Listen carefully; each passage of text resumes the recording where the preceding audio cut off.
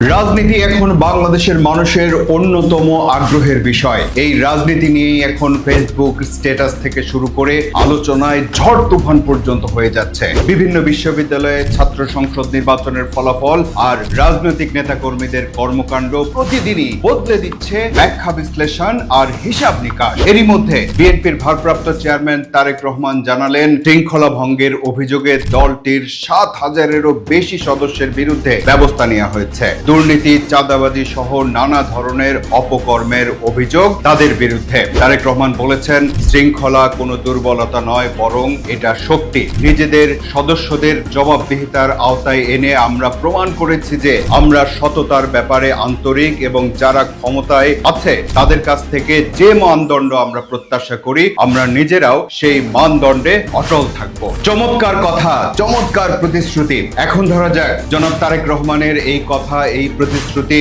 সব নেতাকর্মী নিজেদের প্রতিশ্রুতি হিসেবে গ্রহণ করলো। তাহলে তো দলের আর কারো কোনো অপরাধ বা অপকর্মে জড়িত হওয়ার কথা নয়। কিন্তু ওই 7,000 জন যদি একটি করেও অপরাধ বা অপকর্ম করে থাকে এবং তাতে দলের ভাবমূর্তির যে ক্ষতি হয়েছে তা নিয়ন্ত্রণ করতে কমপক্ষে 21,000 ভালো কাজ করতে হবে। অর্থাৎ আর একটিও খারাপ কাজ যোগ হবে না, কিন্তু 21,000 ভালো কাজ করতে হবে। আমরা নিশ্চয়ই বিএনপির কাছ থেকে এখন এটা প্রত্যাশা করতেই পারি। কি বলেন?